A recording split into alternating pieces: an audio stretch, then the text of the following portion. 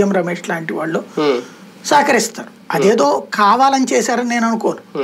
సహజసిద్ధంగా నీలో మీకు నా మీద కోపం ఉంది, రేపటి నుంచి మీకు ప్రతి ఒక్కడు ఫోన్ చేసి చెప్తా ఉన్నాడు అనుకోండి, ఏది నువ్వు అట్ట మాట్లాడుతున్నాడు ఆయన, నీతో అట్ట అంటున్నారు అనుకోండి, మీలో ఎక్కడో ఒక ఈగో స్టార్ట్ కావాలి.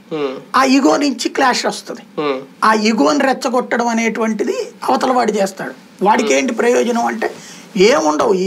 మనకి జీవితంలో అబ్జర్వ్ చేస్తే రెచ్చగొట్టేటువంటి వాడు ఏదో పెద్ద ఆబ్లిగేషన్ ఆనుకుని చేయడు.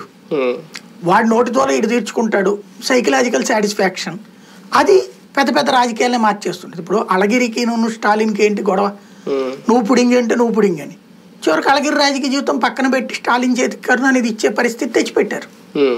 అట్లాగే మేనకా గాంధీకి సోనియా గాంధీకి ఏంటి వీళ్ళిద్దరు ఏమన్నా చిన్నప్పటి నుంచి ఒక ఇంట్లో ఉన్నారా, కలిసి పెరిగారా కొట్టుకు సావడానికి? కానీ ఏంటి రాజకీయం అంటే ఈగో.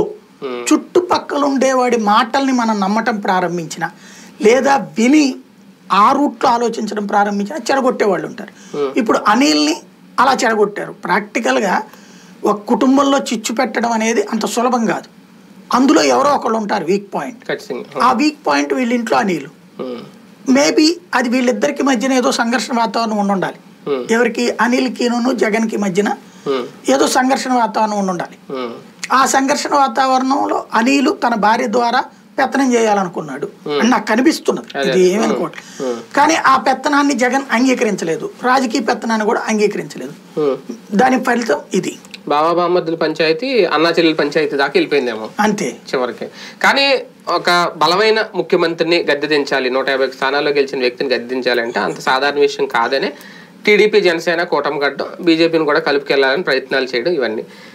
ఆ వ్యతిరేక కూటమికి అంటే ఉమ్మడిగా చేసే కుట్రకి షర్మిల గారు కూడా కలిసి రాబోతున్నారా, లేదంటే ఇండివిజువల్ గానే